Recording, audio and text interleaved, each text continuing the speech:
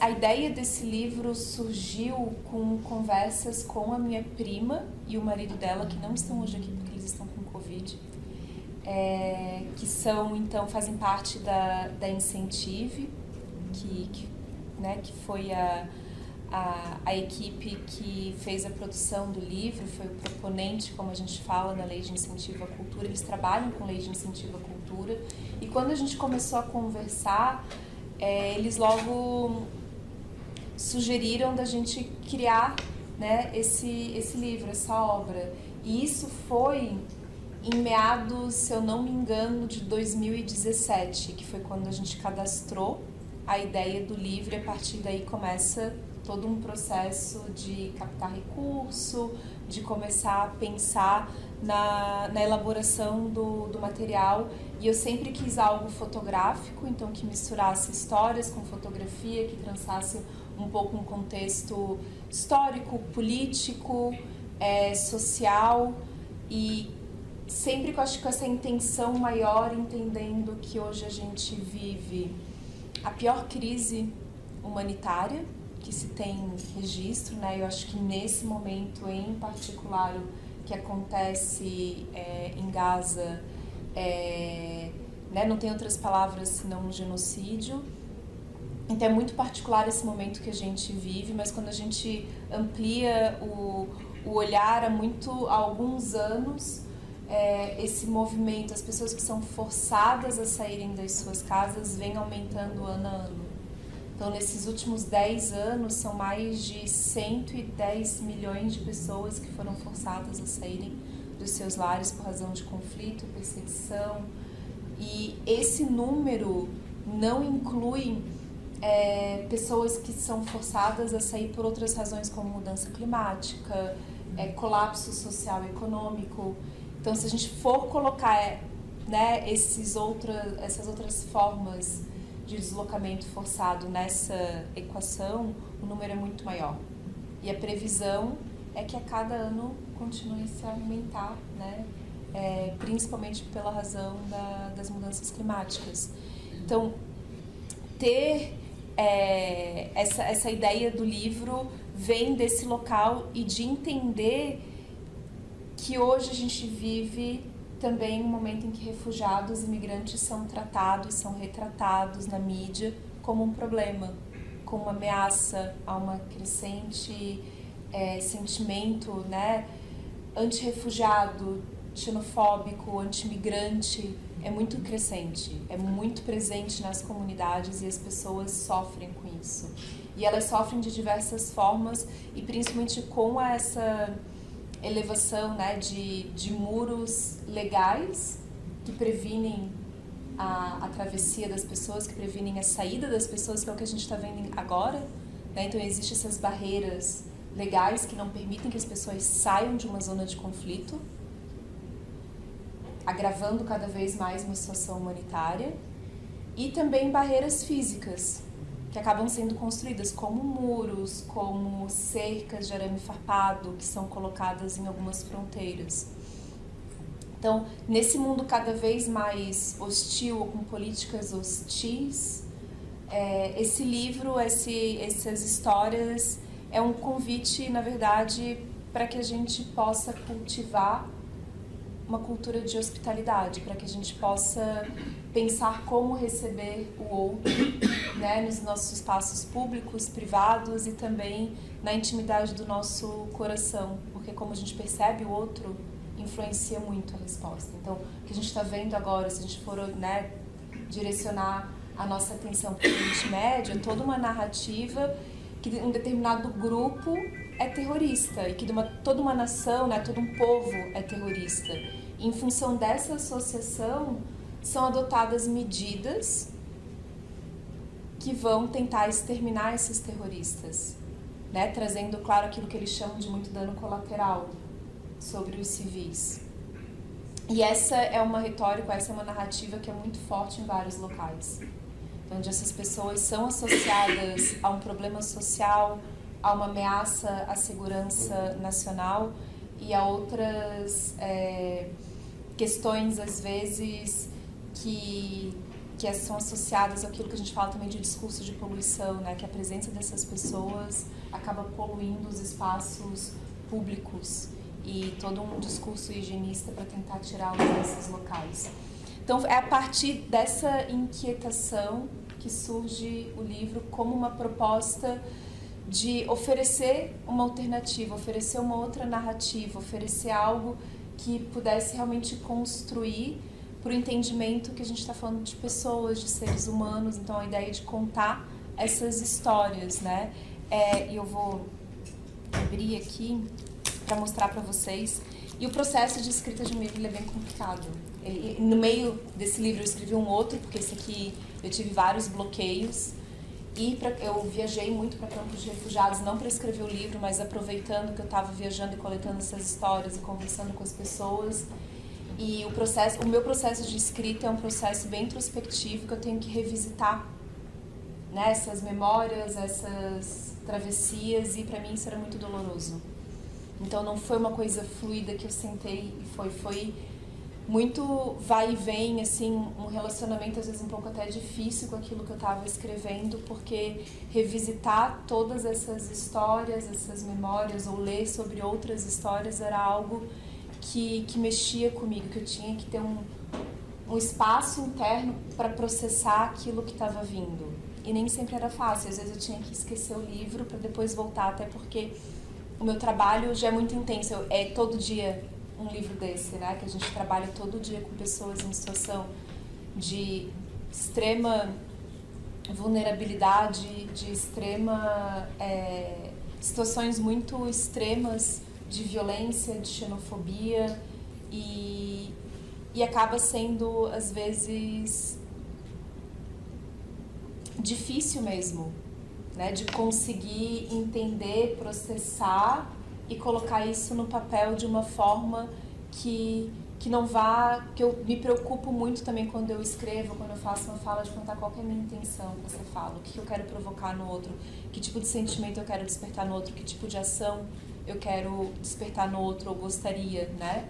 Então, esse livro também tem esse cuidado de, na construção dessas histórias, ser o mais verdadeiro possível, mas também entendendo que essa intenção, que é de humanizar essas narrativas, para tentar, como eu falei há pouco, contribuir para a construção de uma alternativa, né, para a gente conseguir vislumbrar a ideia de que é possível sim receber pessoas refugiadas e imigrantes na nossa sociedade, que essas pessoas vêm para contribuir com o nosso desenvolvimento social, econômico, cultural, e que a gente tem muito a aprender. Porque eu posso falar por mim e falo também por outras pessoas envolvidas nesse trabalho, que é um trabalho que nos transforma, ele nos atravessa, nos modifica todos os dias, e ele nos transforma constantemente, né?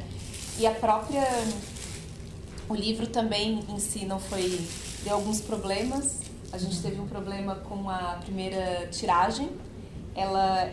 Tinha um formato diferente, era uma capa dura e toda a tiragem veio com defeito interno. Então, a gente ficou quase um ano para conseguir fazer uma segunda tiragem. Então, ano passado, quando estava previsto mesmo o lançamento, a gente ia fazer algo maior, e isso também foi um processo para mim de acalmar, e agora a gente vai fazer pequenos eventos com círculos menores para aprofundar a discussão, porque eu também acredito que quando a gente está num espaço mais íntimo, a gente consegue aprofundar mais a conversa sobre essa temática que é difícil, né? Que traz, ouvir essas histórias, ler sobre essas histórias, ter esses encontros, nos mobiliza de alguma forma. Então a gente precisa criar esse espaço seguro para ser tocado, para permitir ser tocado, e assim não se sentir, o que é muito comum dentro desse trabalho humanitário, né? No meio de tanto sofrimento, de tanta frustração, de tanta violação de direitos, é muito comum a gente sentir que não existe esperança, que não existe o que se fazer, né? Então também não era uma ideia de direcionar as pessoas para um local de inação, um local de paralisia. A proposta é justamente engajar, convidar as pessoas para estarem cada vez mais atuantes, ativos de um local de real compaixão, hospitalidade, que possa acolher, né, acolher esses sentimentos e acolher o que vem acontecendo. Então, eu falei, o livro, quem está aqui vai receber um exemplar. Ele não vai ser vendido, esse livro está sendo distribuído, ele também é distribuído gratuitamente nas plataformas digitais, então pelo nosso site, porque como foi feito pela Lei Rouanet, a gente optou por não vender para justamente poder fazer com que esse livro chegue a mais locais. Faz cerca de 2 semanas a gente entregou para 54 presídios em Santa Catarina, para também permitir que as pessoas que estão nessas zonas de abandono político, social, possam acessar um material e que também se sintam lembrados. Porque é esse que é uma das intenções também, que a gente possa atuar com todos esses públicos que hoje são considerados marginalizados, invisibilizados, os problemas ou as mazelas, aquilo que a gente considera, né, como problema, uma mazela social que ninguém quer olhar, ninguém quer ver. E o migrante faz parte desse grupo, né? É um ponto que a gente atua, mas o migrante faz parte. A gente tem aqui alguns que podem falar, né? Inclusive a Nancy está aqui, ela faz parte do livro também. Então, a diagramação, também a gente pensou esses retalhos, né? Então seriam como se fosse, conversando com a designer, a ideia mesmo assim de pedaços de papel, de memórias que foram escritas e são rasgadas e são lançadas assim, né?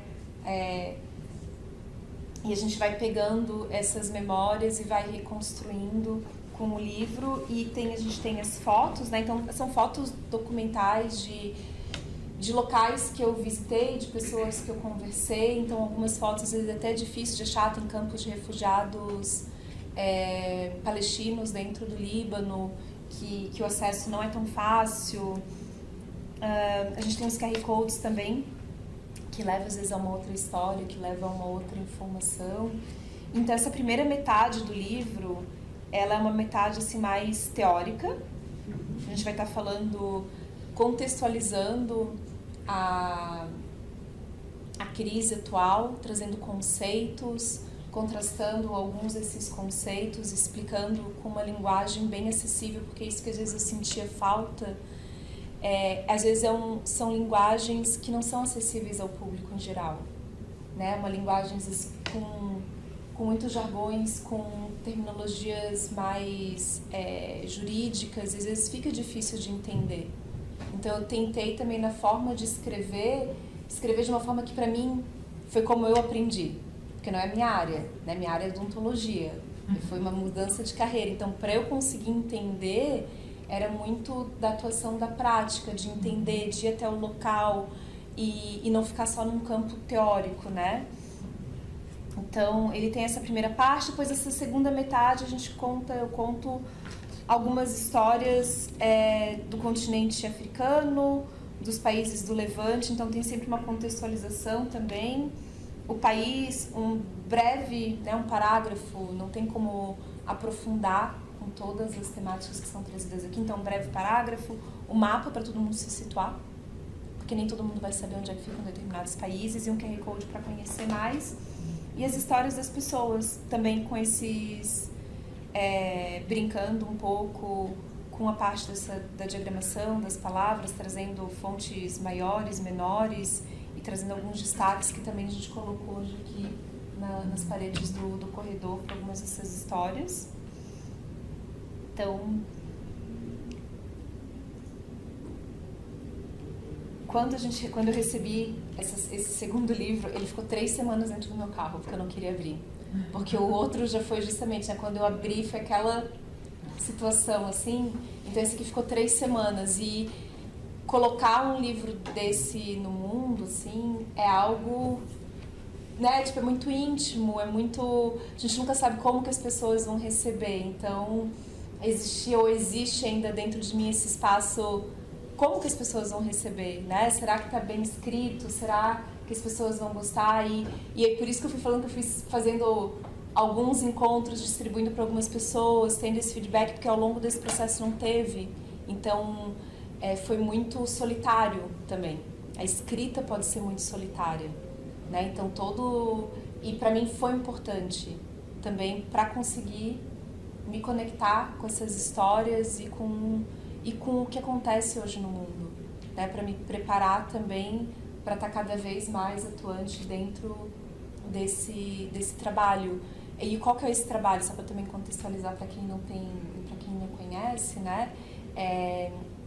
Aqui em Florianópolis eu coordeno uma organização que chama Círculos de Hospitalidade, que trabalha com a população refugiada e imigrante naquilo que a gente fala que são 3 eixos, né? O eixo da proteção, onde a gente oferece apoio com documentação, acesso a direitos, um apoio com alimentação, moradia.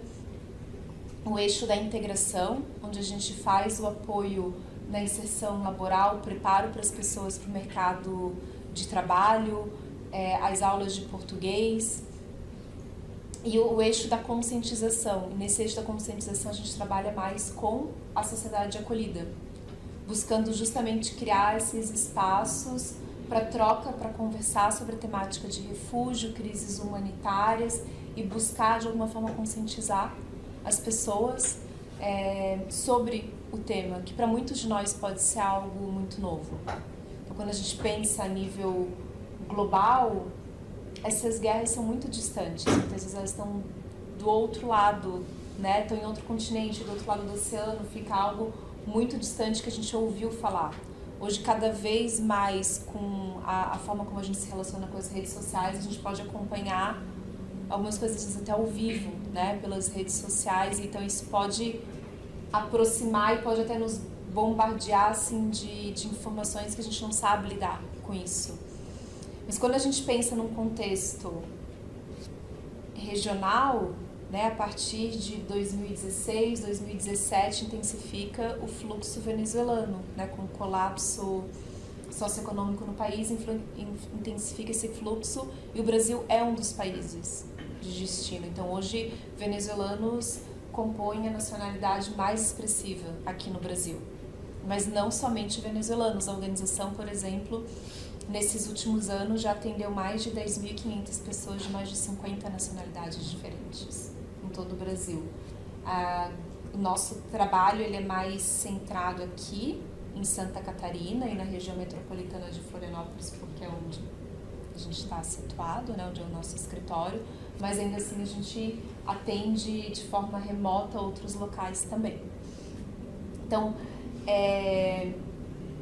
foi tentando simplificar, né? Foi assim que nasceu o livro e é claro que tem muitas pessoas envolvidas num processo desse, para além da Mariana e do Rafael que eu mencionei, a Marina, que foi a designer que trabalhou, tem uma pessoa com as fotos, apoio com pesquisa também, apoio com organizar as referências bibliográficas, a revisão do texto e é claro que todos os migrantes refugiados que contaram as suas histórias, que confiaram, né, que sentaram comigo e que contaram as suas histórias e que permitiram que eu contasse.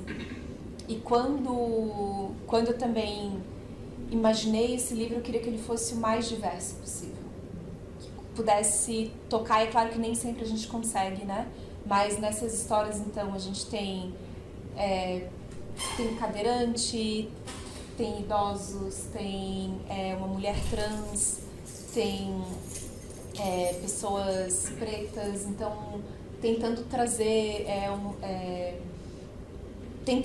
assim da comunidade LGBT, então a gente tentou trazer, né, com essa seleção de pessoas, tentar assim dentro daquilo que era possível com um único livro ser o mais diverso, mostrando todo esse mosaico, toda a diversidade dentro do público migrante. Porque quando a gente pensa também em refugiado e imigrante, às vezes a gente pensa assim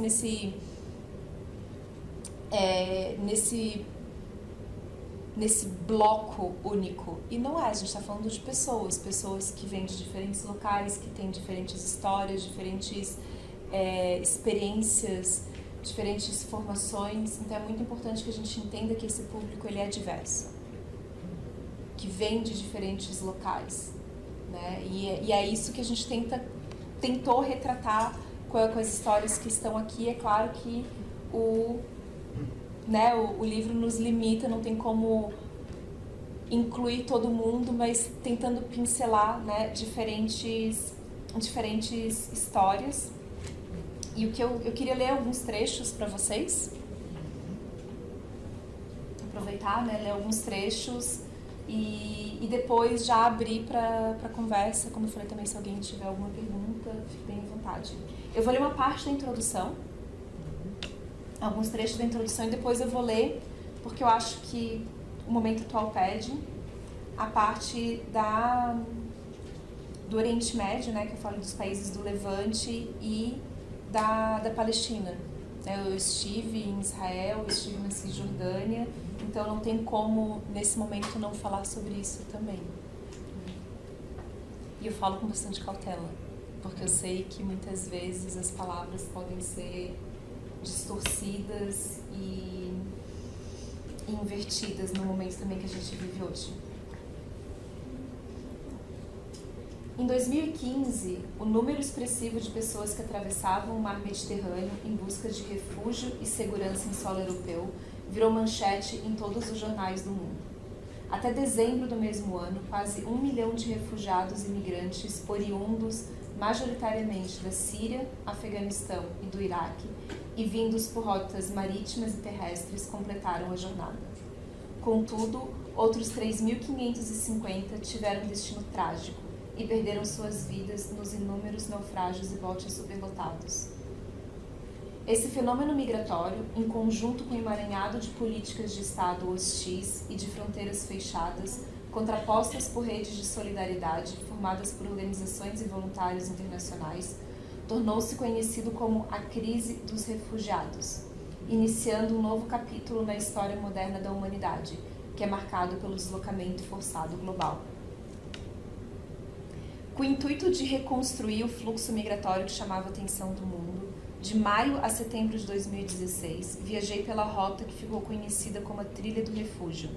Passei por 8 países, incluindo Grécia, Sérvia, Hungria, Alemanha, entre outros.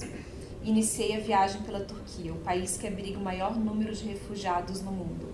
São mais de 3,5 milhões de sírios que atravessaram a fronteira ao norte de seu país e buscaram refúgio em território turco, seja nos campos de refugiados gerenciados pelo governo ou em áreas urbanas. Então, em 2016, eu, querendo entender melhor, eu já trabalhava com a temática, já falava sobre isso, mas eu queria entender. Eu queria entender qual que era a situação das pessoas numa fronteira, como que era essa travessia terrestre, como que era a travessia marítima. Então eu fui para a Turquia, fui para Istambul, depois eu fui para Esmirna, que é uma cidade que fica na costa turca, que é muito próxima da costa grega, onde as pessoas arriscavam então as suas vidas naqueles botes superlotados para conseguir fazer essa travessia. E quando eu estava na Esmirna, o que era muito comum? Era comum a gente, nas ruas, ter os coletes. E aqueles coletes, o que chamou a atenção é que o governo turco então descobriu que eles não tinham uma camada que impermeabilizava o colete. E aquilo era de propósito. Porque quando as pessoas colocavam o colete num bote superlotado, que não tinha capacidade para aquela quantidade de pessoas, se o bote naufragasse, o colete absorvia água mais rápido e fazia com que as pessoas afundassem mais rápido. Então, essa era a realidade daqueles locais, dessas fábricas clandestinas que faziam isso. E isso não chegava nas manchetes de nenhum local. Era muito difícil sair daqueles locais. Mas aquilo começou a marcar, para mim, o que foi ao longo dessa trilha algo muito perceptível. Que as pessoas, governos, grupos exploravam uma situação de extrema vulnerabilidade para lucrar em cima disso. E a gente pode falar tanto de uma fábrica clandestina no porão de um prédio, como de um governo que faz parte, né, do complexo industrial militar e que lucra bilhões vendendo armamento bélico para os países que estão em guerra. Então vai de um extremo ao outro, há muita exploração. E isso me marcou muito. Mas, como eu também coloquei aqui nesse segundo parágrafo do livro, essa não era a única realidade. Existia e existe sim uma realidade hostil, mas existe também uma realidade de uma rede de solidariedade. Enquanto muitos países naquela época, né, 2015 foi o que ficou conhecido como a crise, o pico da crise, que tem, talvez vocês se lembrem, a foto daquele menino sírio, Alan Kurd, né, deitado de bruço na praia. A partir daí, fica-se conhecido como a crise dos refugiados, e nesse pico muitos países começaram então a tentar cada vez mais prevenir o movimento dessas pessoas, né, erguendo essas barreiras físicas e legais, né? Um exemplo eu tive também na fronteira entre a Sérvia e a Hungria, e o Viktor Orbán, né, o primeiro-ministro húngaro, ele tinha construído uma cerca de 175 quilômetros de arame farpado, uma cerca entre as duas fronteiras para evitar essa travessia. E quando eu fui para lá, era uma fronteira militarizada, eu já tinha sido avisada para eu não ir, eu fui numa região assim no meio do nada. Tem histórias que eu não conto aqui, até para minha mãe não infartar, né? Senão, se ela soubesse, eu ia me complicar. E nesse local existe essa zona de trânsito, né, entre uma fronteira e outra, onde tinha um campo de refugiados, que era um campo que ele não era oficial, ou seja, não existia presença, ele não era reconhecido pelo governo, e não existia presença de organizações internacionais. O que existiam grupos de voluntários, como eu e como outros, que fazia distribuição de ajuda humanitária. E essa distribuição foi criminalizada, porque eles estavam tentando prevenir de qualquer forma. Então, o que a gente fazia? A gente tinha que ir no meio da floresta para poder fazer a distribuição, porque se nós fôssemos, né, pegos, a gente poderia ser presos. Então, tinha que fazer tudo com muito cuidado naquela época. Inclusive, algumas pessoas, se vocês já viram um filme, As Nadadoras, no Netflix. Isso, então as duas irmãs, uma das irmãs foi presa. Isso, uma delas foi presa porque elas eram nadadoras, tem um filme no Netflix que se chama As Nadadoras, né? E elas conseguiram refúgio na Alemanha, e durante as férias, né, no verão europeu, uma delas foi para a Grécia, e o que esses barcos, muitos deles viram? Então, o que acontecia, né? Quando a gente chegava, eu fiz a travessia para entender, e é claro que eu cheguei num local seguro, mas eu fui ver onde que eles chegavam. Eles chegavam num cliff, assim, num penhasco que eles chegavam e tinham que escalar. E muitas vezes o barco virava antes, na água fria, nem todo mundo sabia nadar, então era muito comum que as pessoas tivessem equipes de resgate. E essas equipes de resgate, elas foram criminalizadas, e algumas pessoas, então, como ela, né, eu acho que a Sara, que tinha mais destaque público, ela acabou sendo presa. Como salvar vidas, né, sendo criminalizado por isso. E nesse penhasco, assim, uma das cenas que me marca muito era que no trajeto para subir, e onde eles ficavam, que depois tinha uma pilha gigante de coletes, tinha esses restos de roupa, né, restos de pertences pessoais que as pessoas iam deixando no meio do caminho, porque estava molhado, então ela tinha que tirar a roupa, às vezes colocar aquela manta térmica, né, e a gente via assim o traço, aquela trilha com restos pessoais das pessoas até que elas conseguissem chegar em algo seguro. Então, esse foi uma das etapas da viagem, né? Claro que eu passei por outros países e também entendi que em alguns locais existia uma política mais acolhedora, e em outros locais políticas mais hostis. E num segundo momento, numa outra viagem, eu, né, comecei então a ir também para o Oriente Médio, para começar a entender por que elas estavam saindo de lá. Porque quando a gente ouvia na mídia a forma como era retratada que essas pessoas estavam invadindo o continente europeu. Mas quando a gente lê alguns dos relatórios é o inverso, né? Então mais de 80% de refugiados eles ficam na verdade nos países vizinhos ao seu, porque eles não conseguem atravessar, porque é muito caro. É muito caro para fazer essa travessia. Essa travessia podia custar de 6 a 10 mil euros. Então, às vezes, eles pagavam, a família inteira se reunia para pagar para um sair. Então, era muito difícil eles conseguirem pagar para todo mundo sair, né?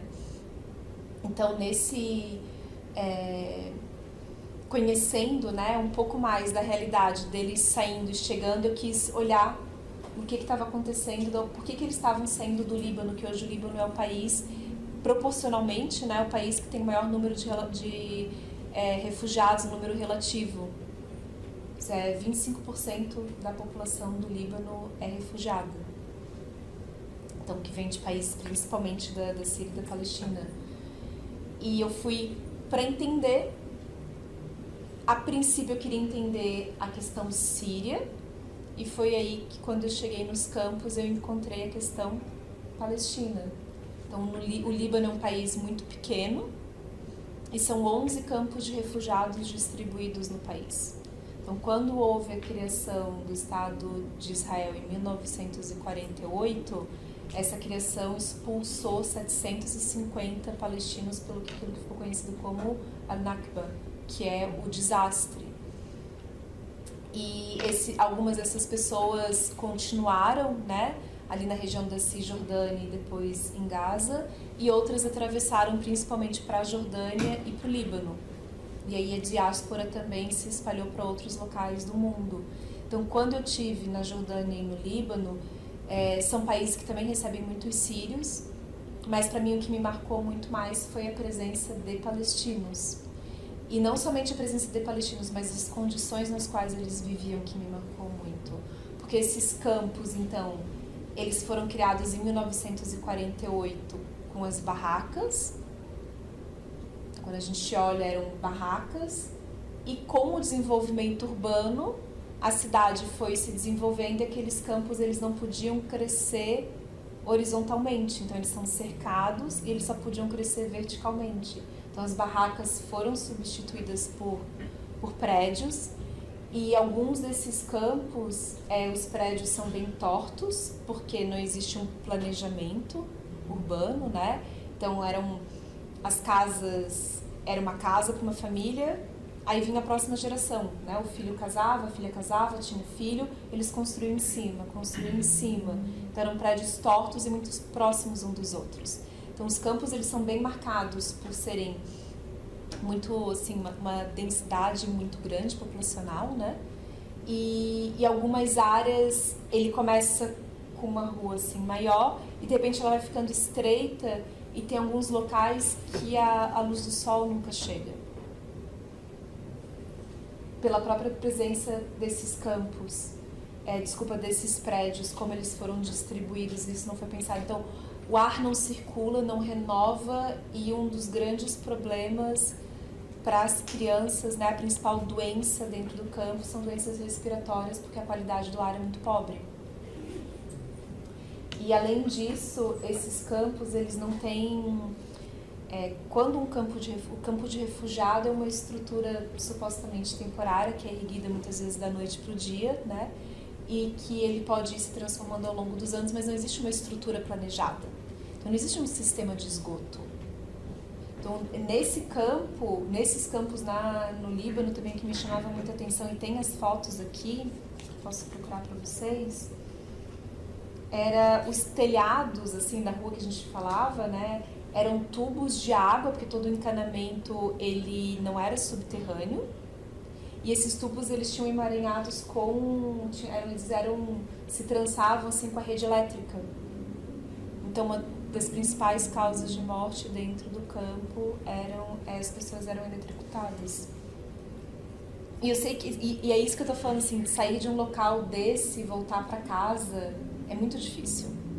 Encontrar essa realidade que não é mostrada. Então, quando as pessoas são submetidas a algo que as desumaniza diariamente, ou elas se colocam nesse papel realmente, né, de não ser, de não pertencer aqui à classe humana, ou existe uma revolta muito grande. Não tem como ir a esses locais, conhecer essa realidade e não entender a revolta que existe. Eu não estou justificando de forma alguma, mas é compreensível quando a gente vai lá e entende, porque eles não têm para onde correr. Eles não podem, às vezes, sair daquele espaço. Existem leis que não permitem que eles saiam, que eles acessem o mínimo de dignidade. Eu queria achar aqui. Então, essa situação mexeu muito comigo. E eu aqui nessa foto, tem aqui os tubos de água, né? Eu sei que tá longe, né? Todo mundo vai conseguir ver, mas depois vocês vão poder ver melhor. Então, aqui os encanamentos com os fios. E todo lugar que tu passa é isso.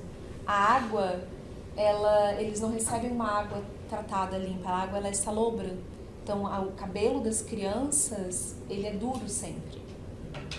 Ele é sempre duro. E eu lembro que eu levei essa minha prima, né, que fez o livro, a gente foi uma vez pra lá. Eu fui pra lá, não bebe a água do campo, não chega perto da água. E ela esqueceu, ela foi fazer um bochecho, que ela estava agoniada porque a gente tinha comido alguma coisa. E aí ela sentiu todo o gosto dos produtos químicos, porque é uma água contaminada que eles tentam tratar tanto que ela fica assim salgada e pesada. É claro que nesses locais a gente também vê, né, depósito de lixo, naquilo que a gente fala de injustiça ambiental. Então são esses locais de total abandono social, político, onde há também as injustiças ambientais, né? Porque é muito melhor, é muito mais fácil, né, ali para aquela comunidade colocar um lixão do lado de um campo de refugiado do que numa área mais nobre. Então, conhecer essa situação, conhecer essas histórias fez com que eu quisesse ir para a Palestina, para entender a situação lá também, né? Para sair, então não existe relação diplomática entre o Líbano e a Palestina, então eu tive que sair do Líbano para ir para a Turquia, para daí sim de Istambul ir para Tel Aviv. E chegando, né, em Tel Aviv, eu estava acompanhada de um documentarista, eu estava participando de um documentário para a TV irlandesa na época, e a gente estava filmando em várias locações, e a gente acabou indo, né, a gente decidiu mutar o roteiro, não estava incluído, e a gente acabou indo para a Palestina. E chegando lá, assim, eu lembro claro, né, a gente entra no país, eles viram meu passaporte, muitos países árabes. Não me deixaram passar, eu fui levada para uma sala, o diretor passou, e eu fui levada para uma sala para ser questionada, né? Não foi um questionamento, existe uma hostilidade que já gera um medo, assim, mas não foi algo que foi bruto, violento, não foi nada disso, como há pessoas que relatam, né? Eu passei e a gente ia sair de Tel Aviv e a gente ia para Jerusalém. E nesse trajeto a gente passa por checkpoints. O que é uma região ocupada? Precisa entender também quando a gente fala o que é uma ocupação. É uma região que é militarizada. Então, que existe força militar na rua, existem checkpoints. Isso é muito comum no Líbano também. O Líbano tem muitas regiões de checkpoints. Então, né, eu estava um pouco habituada com essa situação. Os campos de refugiados, alguns campos, eles ficam em zonas de fronteira, em zonas de deserto. Existe presença também de exército, de deserto, né? Mas existe presença de exército, meu Deus. E são regiões no meio do nada. E quando, é claro, a gente está falando desse contexto no Oriente Médio, que é um contexto que existe muitos grupos terroristas, que existe também muita violência nesses locais, existe esse monitoramento da região. Então, tem alguns campos no Líbano que não se entra. Tem um campo que tem uma foto aqui, que ele chama Ain Helwi, que ele fica no sul de Beirute, Ele é um campo com 1 km², e dentro desse campo tem muita, né, supostamente, eu não estive lá dentro, eu só fui nos arredores, assim, muita presença de grupos armados e milícias. Então é muito perigoso entrar. Nos campos que eu visito, ou que eu já visitei, eu nunca entro sozinha. Eu sempre entro com alguém da comunidade, nem alguém de fora, tem que ser alguém lá de dentro, para ter a proteção. Eu teve situações que também não conto no livro, de ser interceptada ali, né, pelo Hezbollah, de passar por região que tem o Fatah e o Hamas na mesma região.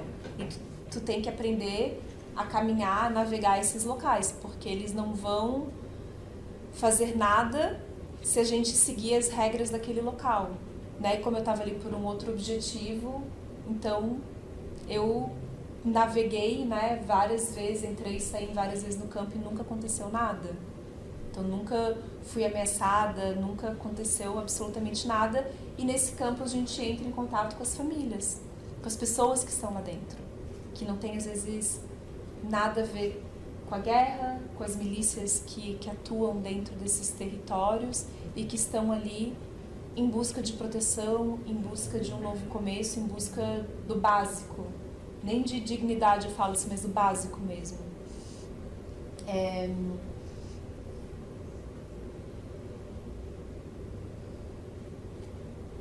Então, chegando na Palestina, né, então, quando a gente saiu de Tel Aviv para ir para Jerusalém, eu lembro que a minha primeira cena eu cochilei, a gente estava numa van, eu cochilei e quando eu acordei, a gente tinha parado num checkpoint, eu já tinha parado em muitos checkpoints no Líbano, mas era o meu primeiro em Israel.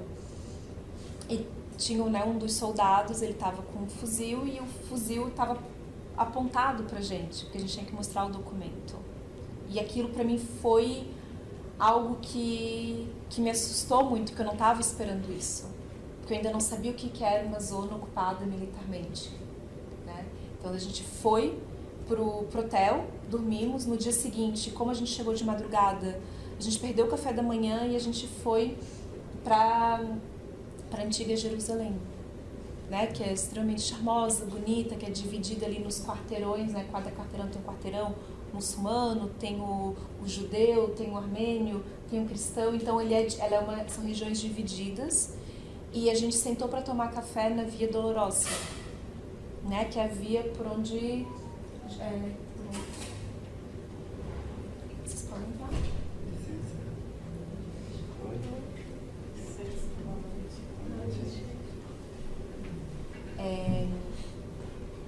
Então, é a via onde Jesus passou com a cruz. E o que me marcou? Tinham vários turistas cristãos que estavam fazendo a peregrinação. E tinha todas essas regiões têm esquinas com os soldados, né? Então, os soldados são geralmente pelo menos em pares, assim. E tinha dois meninos, Eram 2 meninos que deviam ter entre 12 e 13 anos. E eles foram colocados, então enquanto estava todo mundo ali, eu estava observando a situação, né?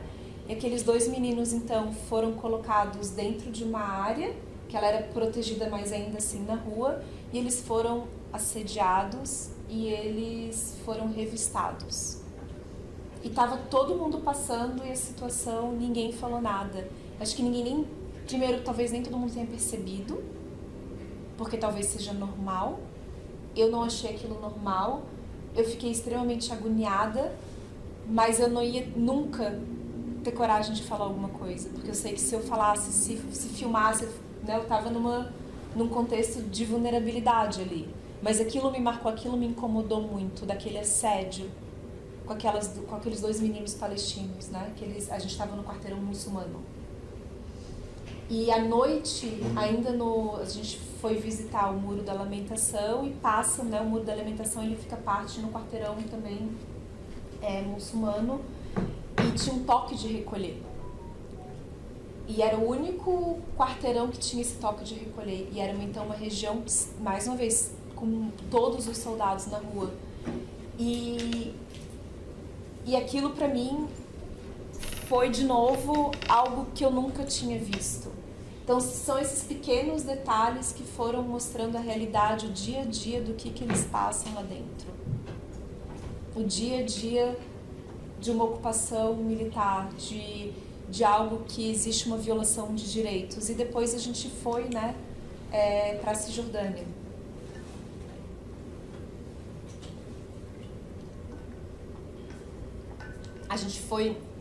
A gente passou por alguns locais na Cisjordânia para conhecer alguns campos de refugiados, para conhecer algumas das casas, né, que haviam sido demolidas, conversar com algumas famílias. Eu fui acompanhar a colheita da azeitona, que é algo que é muito bonito. A região, para os palestinos, né, a azeitona, a oliveira, ela tem um valor muito grande, um valor econômico, porque é uma das principais fontes de renda. Com a oliveira eles fazem o azeite de oliva, eles fazem sabonete. Então é uma das principais fontes de renda, e o processo de colheita é muito bonito, o processamento é muito bonito.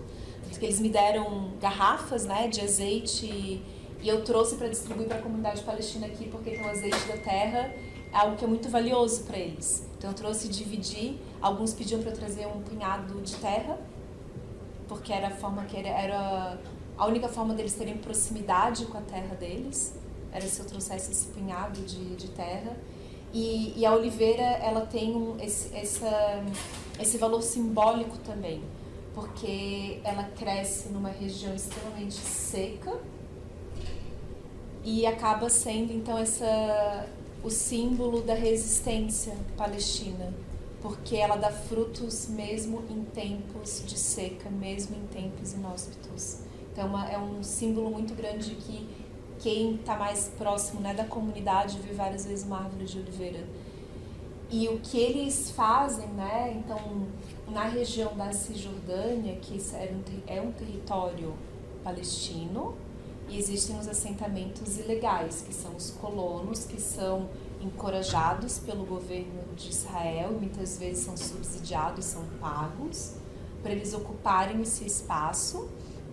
E eles geralmente ficam nas melhores terras, nas regiões no alto. Então, o que a gente via, né? O esgoto de algumas dessas vilas ou de alguns desses assentamentos ilegais correndo para a vila dos palestinos. Ou então contaminando parte do rio, né? Que depois alguns desses esgotos desembocavam no Rio Jordão. E o acesso à água para eles é diferente. Então existiam várias restrições que só estando lá para conseguir entender, porque é muito complicado ou complexo de tentar acompanhar no jornal. Eu tentava acompanhar, tentava ler, e para mim era muito complexo. Então estar lá fez com que eu conseguisse entender um pouco, né, um pouco da história, um pouco da situação. E uma outra situação que me marcou para conseguir entender esse dia a dia, né? A gente contratou um motorista para nos levar a todos esses locais. Era um motorista que ele podia circular tanto em território, ele era árabe israelense, né? Palestino israelense, ele era de etnia árabe, mas ele tinha a cidadania israelense, então ele podia circular tanto em território de Israel como na Cisjordânia. Porque eles têm, por causa desses checkpoints, por causa do Muro de Belém, por causa de todas as restrições, um palestino que mora na Cisjordânia não pode, né, circular, ele não pode atravessar a fronteira, a não ser que tenha uma autorização.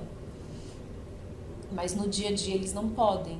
Então eu lembro de uma situação que a gente foi assistir uma apresentação cultural que foi muito linda, numa cidade bem perto de Jerusalém, mas a gente teve que atravessar a fronteira. E era uma apresentação assim, com dança, então foi conhecer esse outro lado que a gente não vê, né, da parte da dança folclórica palestina, que estavam homens e mulheres dançando juntos, no palco, inúmeras coreografias. Então a gente chamou um motorista de táxi que nos levou e a gente atravessou sem problema algum, porque ele poderia circular nos dois, porque ele era árabe israelense. Na volta, a gente foi pegar um táxi e o motorista nos deixou na fronteira. E a gente não tinha entendido, mas por que tu não... Ele falou, não posso atravessar, porque eu sou palestino nascido na Cisjordânia, ele não poderia atravessar a fronteira. Então a gente teve que passar pela fronteira, que é algo também muito estranho, porque tem um corredor metálico, assim, alguns palestinos que trabalham em Israel passam por isso todos os dias, então talvez quem é mais familiarizado com a causa já tenha visto assim, as cenas de um corredor com as partes metálicas dos dois lados cheio. E eu estava com o diretor irlandês. E eu fui com meu passaporte. Ele não foi com o passaporte. Ele foi com a identidade irlandesa. A identidade irlandesa era um pedaço de papel rosa, sem foto. E não queriam deixar a gente passar. E não deixaram a gente passar. A gente ficou preso na fronteira. Até que, não sei depois de quanto tempo, e são soldados, assim, eles têm 18, 19 anos, são meninos. E não deixaram a gente passar. Sim, mas são meninos que são educados a ser, né? Não deixaram a gente passar. E a gente ficou ali até que um supervisor veio e permitiu a nossa passagem. E aí fica assim, foram pequenas situações que a gente teve nem um pontinho assim do gostinho do que é ser palestino naquela região, né? De todas as humilhações, toda a violência, toda a violação de direitos, todos os dias, constantemente, eles são lembrados que eles são uma ameaça, que eles são terroristas, que eles são menos, que eles não são humanos. E uma pessoa, uma criança ser submetida todo dia a isso, ela marca essa criança. Não tem como falar que não marca. Não tem como falar que uma criança não cresce, não se transforma num adulto que vai lutar pela liberação do seu povo.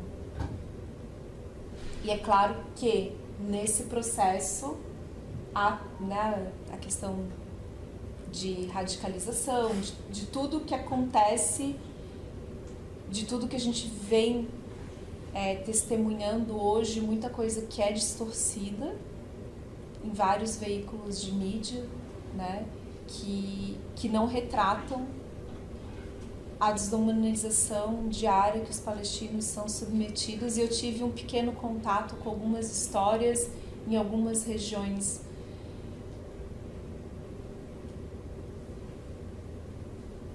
Mas ainda assim a gente não consegue mensurar qual que é o impacto na vida das pessoas.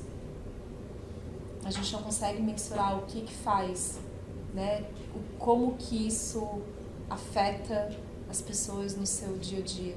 Mas o que eu consigo dizer é que a narrativa que coloca palestinos ou árabes como não civilizados, como associando, né, a terroristas, é algo que, dentro da minha experiência, foi muito distante da realidade que eu vivi. Eu conheci pessoas extremamente alegres, inteligentes, muito receptivas, que em todos os locais que eu fui muito bem recebida. Tem um trecho do livro, eu conto sobre uma expressão que eles falam muito, que é o islamoidec, né? Então, quando tu vai num local e tu fala, alguém te oferece algo, eles podem falar assim, islamoidec ou só islamu, que significa não obrigada, mas que também significa que Deus abençoe a mão que fez, né? Então, todos os locais que eu circulei, as pessoas sempre ofereciam algo.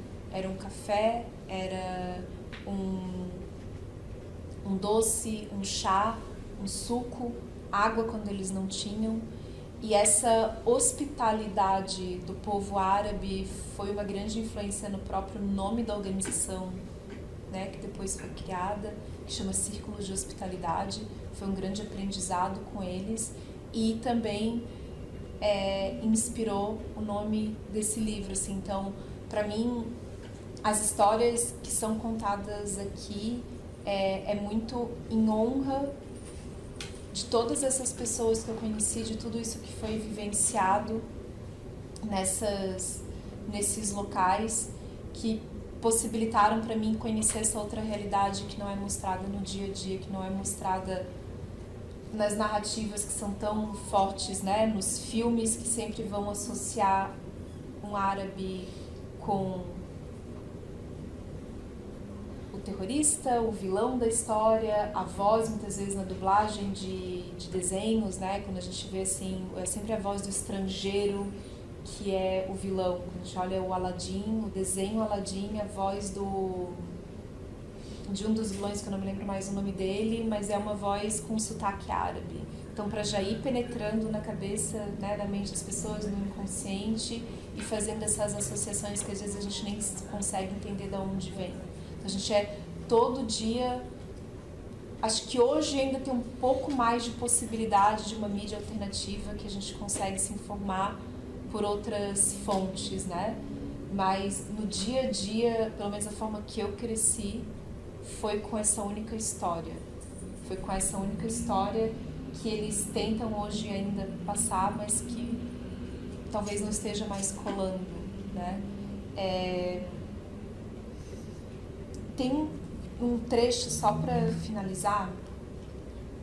Aqui então é a foto, né, da colheita da azeitona que eu fui fazer, aqui os trechos do muro de Belém. Uma das coisas que mais me marcou é a demolição das casas. Então tem várias vilas, geralmente eles optam, né, o governo israelense não permite, eles não têm, palestinos não têm plena liberdade dentro do território, né, da Cisjordânia, e eles não podem às vezes reformar ou construir casas, eles têm que pedir permissão. E é claro que há inúmeros ali bloqueios para que eles consigam essa permissão. Então muitas vezes o que é feito, eles constroem de qualquer forma que as pessoas precisam viver, né, precisam morar, e o governo vem, as forças, né, vêm e destroem essas casas, vêm com as retroescavadeiras e destroem. Então eu passei por algumas casas que foram demolidas, então ainda vê pertences locais. Eu conversei com uma família que eles tinham, o casal tinha se casado e foi, eu não me recordo agora se foi no dia seguinte ou na semana após o casamento, que demoliram a casa que eles levaram anos para construir. São casas muito bonitas, né, porque são casas de pedra. Isso mostra mais uma vez, né, esse processo de desumanização, de humilhação que eles são submetidos dia após dia, assim, e com certeza isso foi uma das coisas que mais me marcou, porque como eles colocam, né, não é só uma estrutura física, a casa é um sonho, é algo que é sonhado, que é construído com esforço de muitas pessoas, às vezes, que moram fora, que trazem o dinheiro para o país para conseguir construir aquela casa e ter um mínimo de proteção e dignidade, e de uma forma extremamente bruta, violenta e arrogante, né, essas casas são demolidas. E o que muitos deles falam, né, em contato com a comunidade aqui, em outros locais, é que eles podem tentar, né, destruir, demolir, mas que essa força permanece. Essa força, como eu falei, de lutar por essa liberação do seu povo é algo, né, o direito à autodeterminação é algo que é muito forte. E é algo que é muito forte não só na comunidade palestina, mas que a gente vê reflexos em outras diásporas, em outros povos que são forçados a sair da sua casa e que trazem, né, essa história de resiliência, de coragem. Então eu sei que eu estou contando aqui um lado que eu acredito que seja necessário trazer, mas que é claro que essas histórias não são só isso. A gente também está falando de histórias de pessoas que trazem consigo muita coragem, que trazem muita resiliência, que tem muito a nos ensinar nesse processo de integração, nesse processo de resistência, nesse processo de formas diferentes que a gente possa entender o mundo, né, para além de uma narrativa que retrata determinados grupos, determinadas pessoas como... ou categoriza essas pessoas como sub-humanos. Na época que a gente vê hoje é uma hierarquia de valor humano muito grande. E a resposta humanitária a determinados grupos que aceita, que abre as portas, e a outros que se fecha, é algo muito claro. Né? E é claro que tem muito mais coisas para estar falando sobre essas histórias, mas eu queria trazer aqui no final um poema que foi escrito por um haitiano que chama Carlyle Max, que mora em São Paulo. E ele escreveu em francês, né? A gente fez a tradução, a gente conversou com ele e fez a tradução. Minha trilha. Mudamos de capital como trocamos de vida. Paris, Londres, Nova York, Ottawa, Brasília, Pequim. Por toda parte neste planeta encontramos nossa trilha indelével. Nossos saltos pisam as ruas de todas as grandes cidades do mundo. Se estamos na sua casa, é porque fomos deportados da nossa. É porque fomos arrancados do nosso sol. É porque atravessamos a costa da Guiné, acorrentados como selvagens. É porque conhecemos o fundo dos porões. Campos que quase nos dobram ao meio. As folhas da cana-de-açúcar abriram nossa carne. Como pedras, resistimos. Atravessamos séculos, joelhos esfolados, mas cabeça aos quatro ventos. Hoje, eis-nos aqui, eis-me aqui. Então, acho que é assim que a gente fecha o livro com essa poesia.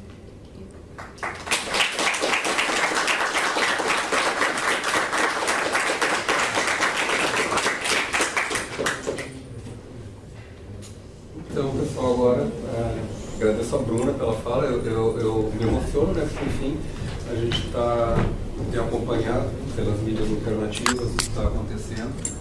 Acho lamentável o que tem na mídia corporativa o que está acontecendo. Vou citar dois exemplos de pessoas execráveis. O Aloprete, enfim, comentários horríveis na Band News. O Pontual, que fala coisas absurdas, e muitas pessoas acompanham o que está acontecendo nesse momento através desses canais. Então, como é importante quando vem uma pessoa como tu para dizer as experiências, né, que teve, e para que a gente possa se situar nessa situação mesmo à distância, né? E mesmo pensando assim, estou à distância, o que posso fazer bom receber quem chegar por aqui, né? A gente acolher e estar de braços abertos para as pessoas que vierem e participar das lutas. Não acho, como tentaram fazer nas redes sociais, desimportantes movimentos pró-Palestina que estão acontecendo em diversos lugares do mundo, inclusive aqui em Florianópolis. Enfim, são lutas que são necessárias. Mas a palavra está à disposição, quem quiser fazer comentários, enfim, questionamentos, debate com a Bruna, fique à vontade. Eu queria falar, Bruna, primeiramente te agradecer, porque, como o Alexandre falou, é sumamente importante poder escutar e ter mais conhecimento. Claro que nós também procuramos, né, a mídia alternativa, também algumas pessoas. Mas também eu queria te perguntar assim um pouco, porque na América Latina também está acontecendo, né? Como tu falou de Venezuela e tu falou e que há diferentes graus de migrações, não? Uma coisa é a guerra, outra coisa é o econômico, o político. Eu sou uma migrante por escolha, digamos que não tem absolutamente nada a ver. Claro que tenho, carrego algumas outras coisas, mas totalmente diferentes, são diferentes graus, não? Nós temos uma Casa América Latina aqui em Florianópolis, que se chama CAL, estou com grupos também na coordenação, e uma das questões também é poder ter contato, não, com as pessoas de outros países e trazer um pouco, há muita gente, há uruguaios, há pessoas de Haiti, aqui em Florianópolis é muito grande, se está fazendo um coral, também, digamos, atividades que possam reunir essas pessoas também, não? Então me pareceu assim, até mandei uma mensagem e digo, gente, temos uma pessoa para convidar para cá. Porque é a forma, sabe, de poder transmitir. Claro que parece, a Mafalda dizia, a Susanita Mafalda dizia sempre, que sorte que a guerra está bem longe, sim? Assim, como na distância, ou como aquilo que eu não vejo ou não quero ver, não me toca.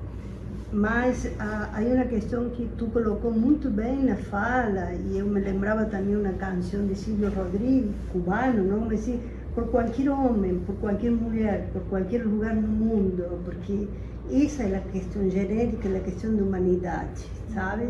Então me parece que isso que tu coloca é o que nos está acontecendo. Há desencontro entre nós mesmos, não? E isso aflora em todos os sentidos, sim? E as pessoas que estão passando e passam por isso e têm todo esse tipo de vivências, não? De carência que é inimaginável, né? Como tu falou, eu estive aí, vi, mas é inimaginável o que significa.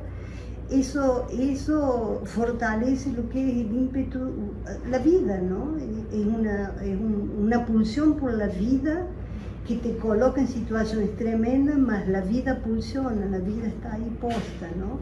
Então, me parece que esse sentido de humanidade frente a uma sociabilidade como esta organização capitalista que vivimos, que o que interessa é destruir. Não interessa o ser humano. Então, esse é um pouco o que eu queria te falar, agradecer, porque isso nos convoca, não? E nos traz maior compromisso nessa questão mais genérica, sabe? Além da língua, além da orientação, além da raça, é o outro que está posto aí e que é necessário, não? Cada dia, em nossa formação, em nossas aulas, em briguinhas que nós estamos vendo, se falei isto, se sou branco, se sou isto, quando o mundo está caindo, tá? Então, como recuperar isso e lutar por isso para poder realmente efetivar intervenções que nos permitam ser muito mais solidários em uma luta frontal com esta exploração, esta degradação deste sistema, não? Então, eu super agradeço e depois falamos.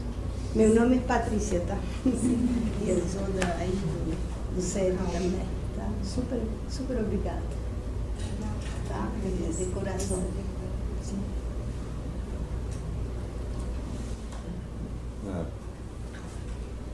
Eu acho que de maneira geral, eu queria também agradecer, acho que é bem importante a gente conversar a respeito de temáticas como essa, né? E eu penso que eu vou falar em deslocamentos, esses deslocamentos forçados, ou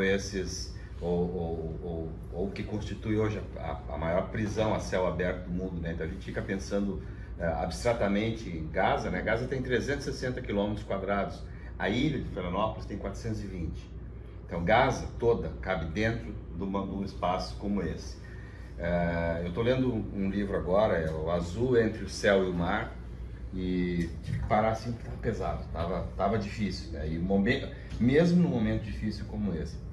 E tem uma narrativa, num dado momento, tem documentos que estão sendo revelados agora em relação à ocupação ali na década de 90, do cálculo estratégico de Israel de fazer a população de 1.800.000 palestinos passarem fome, mas não a ponto de morrer, quer dizer, você deixar num ponto de sofrimento, é você infligir um sofrimento, fechamento dos túneis, etc e tal, que a gente vai ver reprisado em vários lugares, né? Eu me lembro que estava na faculdade, na época a gente viu o massacre de Sabra Shatila, aí você começa a ver, quer dizer, a situação das guerras fomentadas, né? Tem um site interessante que está meio desabastecido por um tempo, mas ele faz representações isomórficas do mundo. Então tem duas que eu coloquei interessantes mesmo numa apresentação. De um lado o gasto militar, né, o investimento militar, e um outro é o número de mortes causadas por conflitos em função desses gastos militares. E essa figura é assim, no norte, né, o norte global inchado no investimento militar e as mortes concentradas no sul global. Então, assim, a indústria da morte, ela é um incremento forte nisso, e ele é temperado por um conjunto de outras coisas, né? Então a gente vai ver hoje as defesas mais ferrenhas a essa política genocida de Israel estão vindo de pessoas que falam em nome de Deus, né? Então a defesa do Estado de Israel, a defesa bíblica do Estado de Israel, desconsiderando inclusive a história, quer dizer, é um processo muito complicado. Acho que a gente esse recorte que você fez em relação à questão da Palestina é ilustrativo de um conjunto de outras situações de absoluta falta de humanidade, né? 110 milhões de pessoas é, sob qualquer ponto de vista, uma nação, uma grande nação do mundo. Quer dizer, uma nação sem fronteira, sem direito, sem perspectiva, né? E eu acho que a gente não pode ficar quieto, porque assim, é o exacerbamento de uma barbárie, né? Que eu estava esses dias num grupo de família e veio essa discussão, e um primo meu vem com a pérola e diz o seguinte: não, mas Israel está no crédito, porque tem 6 milhões de pessoas no Holocausto. Exatamente por essa razão, que um Estado não pode fazer o que está fazendo, em nome de nada, né?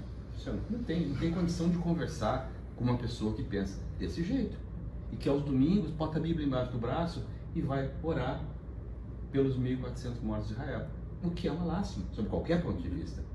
Mas você considerar esse apagamento de uma geração, essa limpeza étnica que está sendo feita, a gente não pode ficar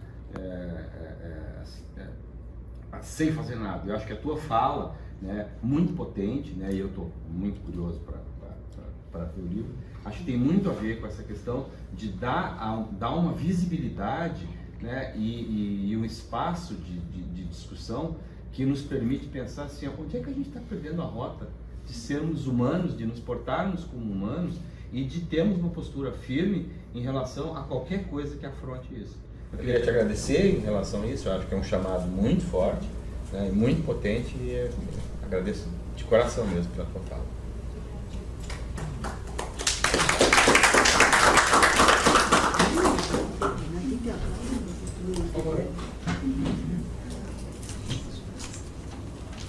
Eu só gostaria de fazer, antes da tua pergunta, só uma consideração, é que Israel treina as polícias brasileiras, na maioria.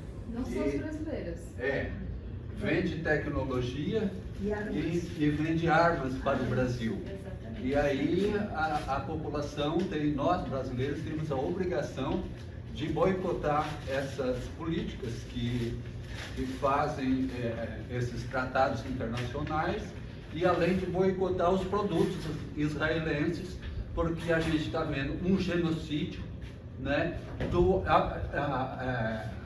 pelo imperialismo que detona toda a humanidade, e que no Brasil temos os pobres periféricos, quase 40 mil jovens pobres periféricos são mortos, e nas periferias também existe o apartheid, onde as pessoas não conseguem sair de suas casas porque a polícia, que é treinada por Israel, ela pratica, e no mundo todo, essas atrocidades que faz lá. Eu vou ter que me retirar. Parabéns a todos, e viva a Palestina livre. Eu fiz uma formação com você online, e sou e com o Fernando, enfim, sou professora de português como língua de acolhimento. Estou bem emocionada, na verdade. E porque é muito tocante, né, tudo isso. E, na verdade, eu quero perguntar sobre o livro, que eu não conheço, se é a primeira, se é em terceira pessoa, como você fez isso, como foi a escolha, tipo, se teve coisas, se você pudesse contar, que fique registrado aqui, né, que fique gravado aqui, alguma das histórias que você, ou que as pessoas desistiram de que fossem publicadas por algum medo, por alguma retaliação, se isso aconteceu. Mas como foi a escolha mesmo, além de talvez uma diversidade que você já comentou, se tem alguma coisa, alguma história que você queira comentar para ficar registrado que não está registrado aí. Teve uma história de uma pessoa que tinha pedido anonimato e que depois voltou atrás e que falou que gostaria de colocar o seu nome, que é a sua foto. Então foi o inverso, na verdade. E as histórias, elas... A forma de chegar nas pessoas, né, foi assim, de pensar quais as histórias que eu gostaria de contar. Então já tinha algumas pessoas que eu gostaria. Tem histórias, por exemplo, da própria Nancy que está aqui, que foi ela que escreveu.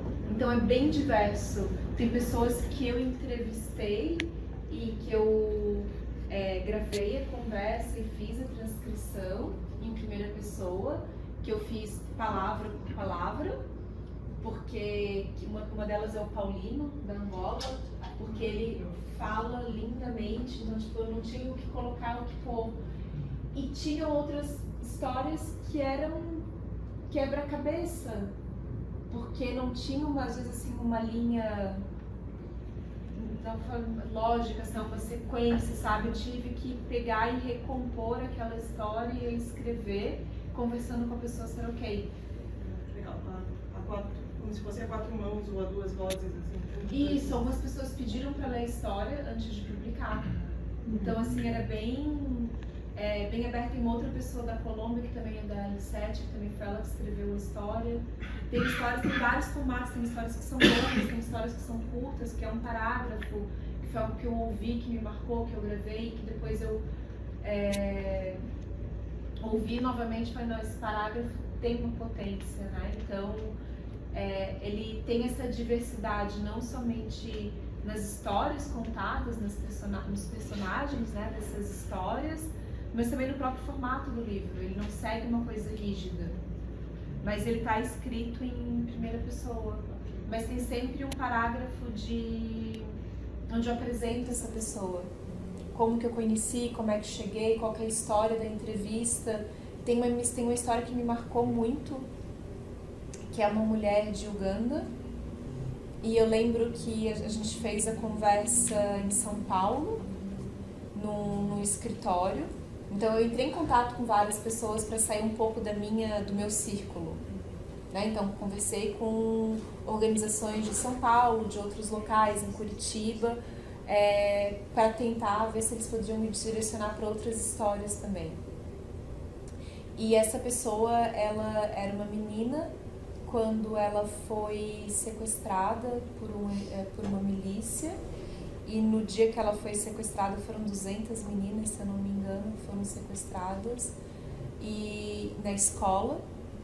E ela ficou 10 anos em cativeiro.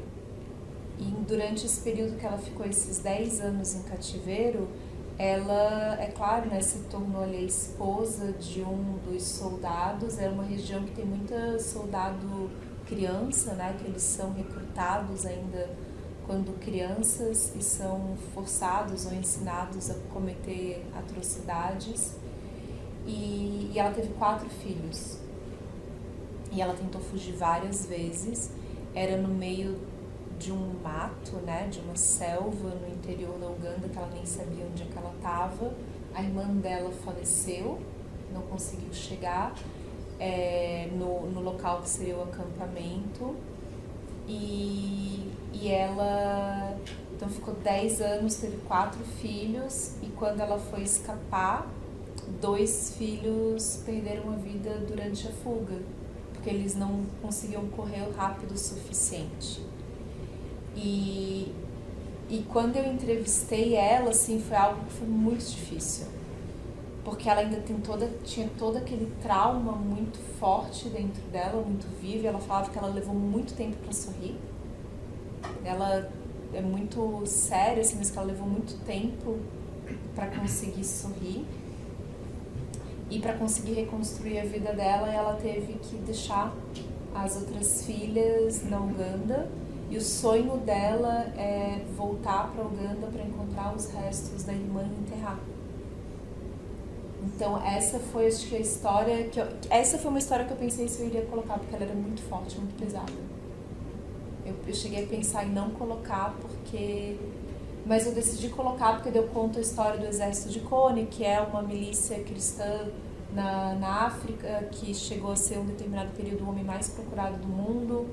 e conta um pouco da história das crianças soldadas, porque eu acho que é importante falar sobre isso. Porque em muitas dessas zonas de conflito que a gente vê são crianças que são retiradas da sua família, que têm as suas vidas destruídas, que para elas fazerem parte desses grupos elas têm que cometer essas atrocidades. Muitas vezes elas estão drogadas, elas estão sob uso de alguma substância e essa é a única realidade que elas conhecem. Depois tem projetos bem bonitos, né, que fazem a reintegração social dessas crianças quando elas são resgatadas. E tem uma pessoa no Canadá que chama Emmanuel Jal, que ele é uma dessas crianças soldados que ele foi resgatado por uma trabalhadora humanitária britânica. E ele se tornou uma voz bem importante na construção de paz.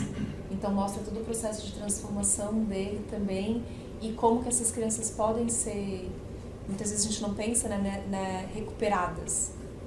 Apesar de tudo que todas as atrocidades que elas foram forçadas a cometer, que ainda existe essa esperança delas serem recuperadas e trabalhar ou lutar para que outras crianças não sejam recrutadas, né? Nem todas são forçadas a entrar, porque às vezes em vilas que são muito pobres, elas são pagas. É uma fonte de pertencimento, de comida, de lar, quando se perdeu tudo. Então nem sempre é uma coisa que é totalmente forçada da forma como a gente imagina o forçado, né? Então acho que essa é uma das histórias que mais me marcou assim, no livro. Uma das histórias mais difíceis, mas como eu falei, foram todas as conversas foram gravadas, né? Então quando eu viajava eu também levava meu celular e eu gravava tudo. Então tem muita história que não entrou porque não tinha como, né? O livro tinha um limite de páginas, então tinha muitas histórias não entraram.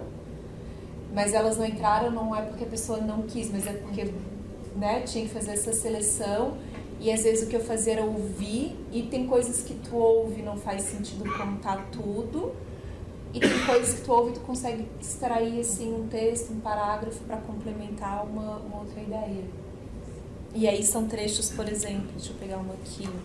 Uma conversa, eu participei de uma colheita de tâmara, feita por refugiados. E essa senhora,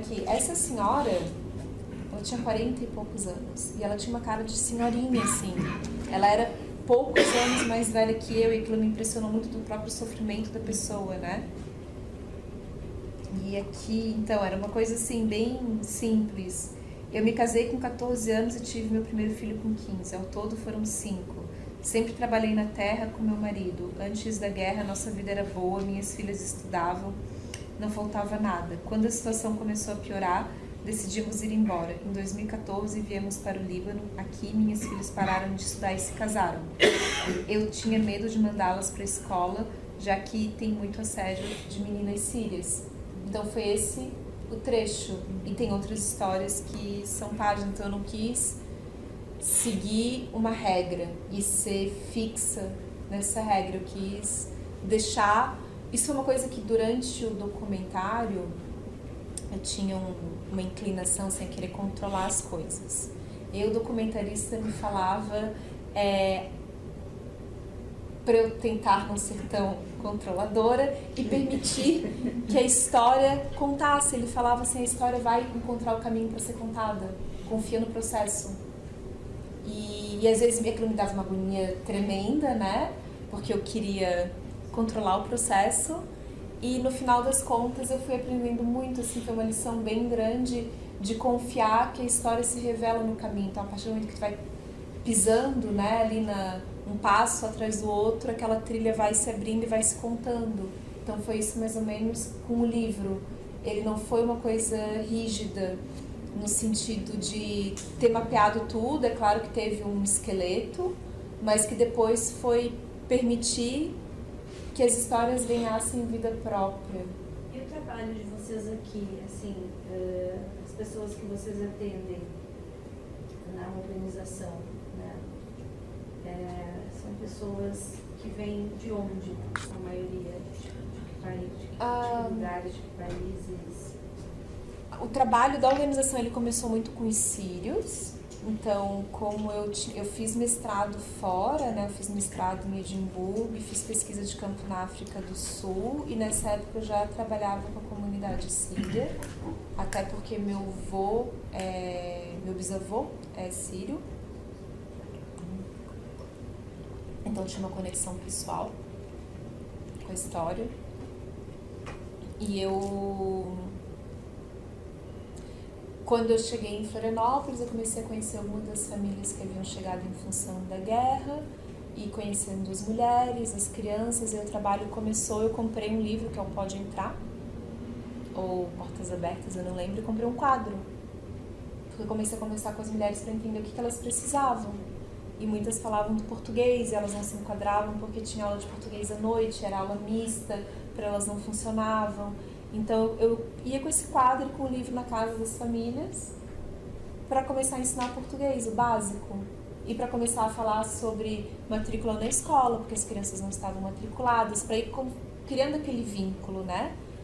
E aí é claro que isso começou a se espalhar e de repente mais mulheres queriam, e aí eu não consegui ir na casa de todo mundo. Então a gente criou um grupo de português, nunca foi só português, era no Instituto Arco-Íris, ali no centro. E eram as aulas de português, a recreação infantil para as crianças que ainda não estavam em idade escolar e o reforço para quem já estava na escola. Então eu lembro que eu passava na escola, os pais confiavam, passava na escola, pegava as crianças e ia para lá, para alguns pais. E a gente tinha aula com as mulheres, com as crianças, então começou com português e aí foi crescendo e hoje o público que a gente mais atende são venezuelanos. Grande maioria, assim...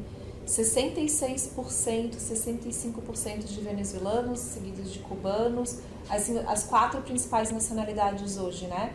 Venezuelanos, cubanos, haitianos e argentinos. Então, né, aqui as Américas acabam sendo o local, né, que mais produz pessoas em situação de deslocamento aqui que a gente atende. Então, principalmente a comunidade sul-americana, e a gente também atende bastante falantes de árabe, a gente atende afegãos, mas a gente atende... Bruna, como se chama a organização? Círculos de Hospitalidade.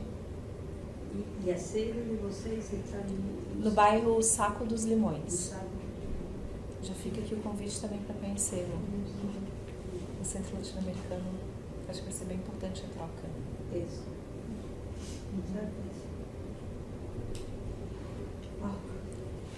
Mais alguém, gente? É só uma última ideia, senão ficar...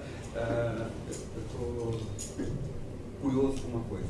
Assim, tu passou, né, por, enfim, diversos países, lugares, pessoas sempre passando dificuldades, talvez semelhantes, ou pelo menos que algum ponto de conexão tivesse. E tu conseguia perceber na constituição dessas pessoas se esse modo de vida que elas acabam sendo forçadas a ter ecoava em todos os lugares alguma coisa em comum? Eu não estou sabendo perguntar. Pessoas que passam por refugiados, por exemplo, se são refugiadas no Oriente Médio ou na América do Sul, enfim, elas fazem isso repercute de alguma forma que possa ter conexão entre os dois lugares? Que difícil eu fazer essa pergunta. Mas acho que entendi. Então é isso que eu entendi. Esses pontos em comum, apesar dessa diversidade ou das diferenças culturais, religiosas, linguísticas, eu acho que o primeiro ponto em comum é que todo mundo quer proteção, todo mundo quer uma vida digna, todo mundo quer liberdade, todo mundo quer, como o Carlos falou, né, oferecer um lar para os seus filhos. Então acho que esse desejo, esse anseio de ter um local seguro para os seus filhos, ter essa possibilidade, é algo que mobiliza tanto as pessoas ao ponto delas saírem de onde elas estão para irem para outro local, né? Essa busca por dignidade, por segurança, para mim sempre é algo que conectou muito. E uma das coisas que sempre me chamou a atenção é que é isso, às vezes é uma coisa muito distante. A gente vê na TV e a gente cria essa imagem, né, de quem eles são e conhecendo, a gente forma amizade. Então são pessoas que se tornam amigos. A Nancy participou dos nossos projetos, está em tudo, está no livro, mas é mais que isso. O Luiz, que está aqui também, né? O Luiz e a Igli, assim, eu peço para eles, Luiz, preciso disso. E o Luiz nunca diz não, né? Eles vão lá no domingo de sol entregar doação. Então, é isso, assim, forma vínculos para além desse rótulo. Eu acho que é isso que o trabalho da nossa organização propõe, que não é essa coisa de separar, é a coisa do afeto, né? De integrar. E é uma coisa de afeto mesmo, assim, porque o que eu ouvi, e isso fez com que esse desejo de criar organização, porque eu sei que eu poderia estar trabalhando numa organização internacional. E eu não quis isso. Por que eu não quis isso? Porque esse que eu acredito, que eu espero que seja o nosso diferencial, é esse toque humano, sabe? Que cria esse afeto. E em todo lugar tu é falado para não criar. Eu estava ano passado, eu estava num treinamento conduzido por vários jovens, o que para mim assim era divertido, né? Num campo de refugiados na Grécia. E eles estavam treinando os novos voluntários, eu estava lá só de ouvinte, né? E aí eles começam a falar que, tipo, se a criança... Isso é uma visão bem eurocêntrica, né? Então, se a criança vai te abraçar, tu não pode permitir que a criança te abrace. Porque ele está demonstrando uma carência dentro de casa, tu não pode criar vínculo com a criança porque aquilo pode prejudicar. Então, era essa forma que eles estavam treinando os voluntários, para não serem afetuosos, porque aquilo poderia retraumatizar a criança. E aí eu fui fazer essa intervenção, eu falei, olha, eu sou latina, né, eu sou uma mulher branca, mas eu me considero da América Latina, e da onde a gente vem, se eu negar um carinho para uma criança, pode ser muito mais traumático. Então, pra gente é muito importante essa construção de afeto, e vocês vão estar trabalhando com crianças do Oriente Médio, porque era o grande público ali, que isso era muito importante, a forma como eles estavam se relacionando. Então, é uma forma fria, distante, tu não pode criar vínculo. E pra mim, é isso onde eles perdem, porque eu lembro que eu estava conversando uma vez com um rapaz holandês que trabalhava no Médicos Sem Fronteiras, e ele estava assim, no dia a dia, né, trabalhando também nos campos, é aquele dia a dia mecânico. É algo extremamente mecânico, porque ele tinha que estar ali produzindo, e ele atendendo as pessoas, fazendo as entregas e tudo mais, e não tem como se permitir sentir. Porque isso permite sentir, tudo desaba. Essa que é a verdade. E ele estava então com uma menina que tinha passado o dia inteiro, e ele fala assim, tem um momento que ela segura a mão dele, e ele entra no carro, e a menina coloca a mão no vidro do carro, porque ele ia embora e a menina ia ficar. E ele estava realmente indo embora da Grécia. E ele falou que ali foi onde ele desabou. Porque ali foi onde ele permitiu ser tocado. Porque as pessoas ficam nesse ciclo, né, de distanciamento, perdendo talvez aquilo que eu acho que é o mais valioso desse trabalho, essa convocação, que para mim é um chamado, que é algo que precisa muito, que é essa conexão humana, que a gente perdeu. Na nossa rotina do dia a dia, a gente vive um dia a dia que é tão ocupado, que tem tantas coisas para fazer, que tem tanta informação, tem tanta mídia social, né, onde todo mundo sentado numa mesa, cada um com seu celular e ninguém se olha. A gente perdeu a conexão humana, e para mim a crise que a gente vive hoje, essa crise do deslocamento, né, é a materialização de um deslocamento interno. Então, quando a gente for ver assim, existe um deslocamento interno em massa, as pessoas estão completamente deslocadas de si, perdidas dentro de si, isso está se materializando no mundo, convocando, porque a partir do momento que eu me conecto comigo mesma, eu me conecto com o outro, e quando eu me conecto com o outro, eu me conecto comigo mesma. Mas eu tenho que permitir ser tocada. Sem essa permissão, eu acho que é isso que costura e que conecta todas essas histórias. Para mim, pelo menos, esse é um dos meus grandes aprendizados. E tem aqui a Alessandra, que trabalha comigo, que também acaba criando vínculo com várias pessoas. É isso, né? É preparar o café, olhar no olho, conversar. não é tratar como um número, é acolher e eu acho que acolher para além de qualquer divergência de pensamento, de visão de mundo, de permitir que essa diversidade e colocar isso em prática mesmo, porque a gente vai acolher, por exemplo, quando a gente começou a trabalhar com a comunidade síria, a gente acolhia tanto aqueles que eram contra o regime do Assad como aqueles que são a favor do governo. Então, se eu estou falando com alguém que é a favor do governo, eu vou falar o governo. Se eu estou falando com alguém que é contra o regime, eu vou falar regime. Aquilo que eu penso não importa. Eu tenho que deixar de lado tudo aquilo que eu trago para poder realmente acolher uma pessoa no momento em que ela está chegando, porque quando a gente... É um processo de esvaziar-se, né? Eu não posso vir cheia das minhas... aquilo que eu acho. Porque quando eu venho com tudo aquilo que eu acho, eu não me permito conectar com outro, porque eu já crio essa barreira. Então é um trabalho que eu entendo como algo muito profundo e necessário. E difícil, porque é uma prática diária, né? Tem dia que dá certo, tem dia que não dá. Tem dia que a gente está mais receptivo, tem dia que a gente não tá. Então tem dia que eu me fecho completamente, que eu não quero papo com ninguém. E tem dia que eu vou conseguir acolher, porque tem que partir desse local genuíno. Ana, eu queria falar uma coisa. Toda a parte um pouco que eu escutei, eu me sinto muito triste porque em aquela parte de los árabes, como são recrutados los jóvenes para a guerra, para combatir ódio contra ódio, porque ódio contra ódio, né?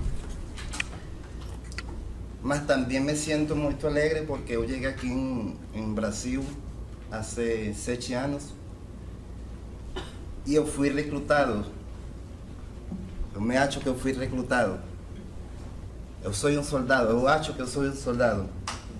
E fui recrutado para ser um soldado de amor, um soldado para a paz.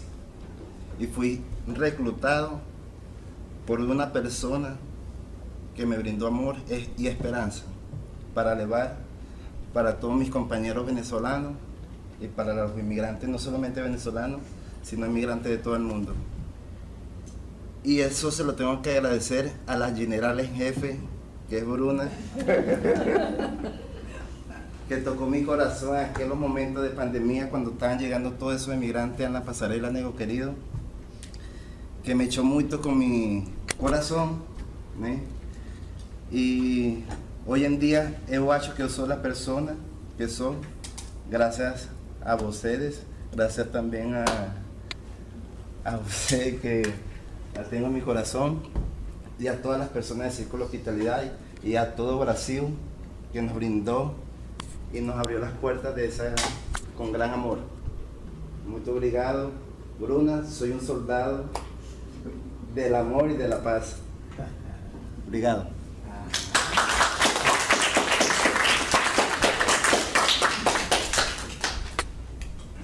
Para finalizar, eu só queria fazer tipo um depoimento de quando eu conheci a Bruna e quanto isso impactou na minha vida. Eu sempre fiz trabalho voluntário, humanitário, enfim. Daí, em maio de 2018, a gente se conheceu, né? Convidei a Bruna soube do trabalho dela, convidei para um evento. E aquela fala, e toda vez que eu escuto, né, eu me emociono muito. E naquele dia, assim, eu cheguei à conclusão que eu não conhecia nada, tipo, uma ignorância, saber, pensar que eu sabia alguma coisa. E que eu precisava fazer alguma coisa, tanto que eu falei, escutei a fala dela, daí no final do evento a gente conversou, eu disse, eu quero fazer alguma coisa junto, e a gente precisa fazer alguma coisa, e precisa usar o serviço público, a gente servir o público faz parte disso, e de colocar essa questão e de trazer para a comunidade hospedeira e de trabalhar a questão da xenofobia, do racismo, enfim. mas me tocou assim profundamente justamente a forma que a Círculos trabalha, que é essa questão humana e principalmente o amor, né? De tu acolher com amor, de tu não ter muros, de não ter... E que é possível se trabalhar, porque a gente teve uma conexão também imediata, a gente é amiga, ultrapassou, né, todas as barreiras, já fizemos muitas coisas juntas, mas eu tenho uma admiração assim gigante cada vez que eu escuto, eu me emociono, porque eu sei de tudo que é verdade, de todo o amor que existe, de tudo que é possível, que é impossível fazer. Porque se faz o que as pessoas imaginam que é impossível. A vida na pandemia ali era 24 horas por dia, a gente se falando, e a Bruna tentando e buscando, e era comida, e era casa, e era gente chegando, e as famílias separadas. Então, tipo, é um universo que é muito diferente do que a gente vive, do que a gente... de tu estar ali e conhecendo essas pessoas e vendo as angústias, e vendo as famílias separadas de quem veio, e na ilusão de que ia ficar 1 ano ou menos, e que está 8, 9 anos separados, os filhos num canto, os pais no outro. E de todo o trabalho que é feito, e de um trabalho pequeno, porque é uma instituição pequena e que ajuda tanta gente, né, de tantas nacionalidades. Então, tipo, eu admiro, eu acho muito importante da academia ter aberto esse espaço, e principalmente o Centro de Ciência e Educação, e de quão necessário é e de quanto que a gente precisa estreitar esses laços e fazer algum trabalho, porque mesmo pequeno a gente vai impactar a vida de muitas pessoas, né? Então, obrigada. Enfim, então, aproveitando aqui a presença do Hamilton, eu como vice-diretor do centro, de alguma forma representando a universidade, colocar à disposição sim a estrutura que nós temos, tudo que nós pudermos fazer de parceria, vai ser sempre um grande prazer. Acho que esse foi um primeiro evento que a gente está fazendo, então a gente pode ir ampliando isso ao longo do tempo, mas não só na produção de eventos, né, de pensarmos todas as interseções que a gente pode fazer aí para ajudar o nosso mundo a melhorar um pouco, né? Sim. Então, só fazer... Alguém mais gostaria de fazer alguma outra questão ainda, algum comentário? Então, só para finalizar, encerrando a nossa atividade de hoje, eu não falei no começo, essa atividade, claro que a nossa estrela hoje é a Bruna, mas é de um núcleo de pesquisa, que é o nosso, núcleo de pesquisa, núcleo de estudo sobre gênero e sexualidade, aqui também é quem coordena o núcleo, eu sou membro, que está interseccionado no Centro de Ciência da Educação. Aproveito também para convidar todo mundo, já que a gente está nessa... que a gente precisamos de momentos de parceria. Amanhã, no Museu Vitor Meireles, nós temos uma sessão de cinema que chama Cine no VIC, Cine Nós, que é o nosso grupo, no VIC, que é um outro grupo de pesquisa. Amanhã o filme será Tomboy. E depois do filme temos debate com 2 debatedores. Então, fica feito o convite, entrada gratuita, 7 horas, no Museu Vitor Meireles. Fica ali no centro. Então, convidados, quem sabe nós não nos encontramos amanhã novamente. Quanto aos certificados, a gente passou uma lista de quem queria certificados. Esses certificados, até o final da semana, estarão já disponíveis. Para acessá-lo, tem que entrar na página de certificados da UFSC e se cadastrar. Aí ali já pode fazer a emissão do certificado. Acho que a gente dispara um e-mail, né, para as pessoas que preencheram a lista, para elas acessarem. Né, quem já é cadastrado vai receber no e-mail automaticamente. Aí quem não é cadastrado tem que entrar lá e não fazer o é cadastro. entrar, né? E aí, pessoal, nós passamos a palavra para a Bruna, né, para fazer então o nosso fechamento. Agradeço imensamente a presença de todos na luta. Só tenho a agradecer a presença de vocês, o convite, a oportunidade de estar aqui compartilhando um pouco, né, da história, de algumas dessas histórias do livro. E quem quiser, então, um exemplar, né, como eu falei, esse livro, ele foi feito pela Lei de Incentivo à Cultura, com patrocínio do Beto Carreiro, o apoio da Incentive. Então, quem quiser, quem tiver interesse em receber um exemplar, é só vem falar também que você tem que assinar a lista e a gente entrega um livro. Eu já tive contato com ele, pessoal, tenho a dizer para vocês que o texto é muito interessante e é uma competição incrível entre o texto e as fotografias. A gente começa a ler o texto e daqui a pouco vai para foto. Aí folhei ele até o final, depois volta, dá mais uma lida e vê as fotos. É um livro incrível, assim, realmente gostei muito. Estou gostando, não consegui ler todo, que é um livro também.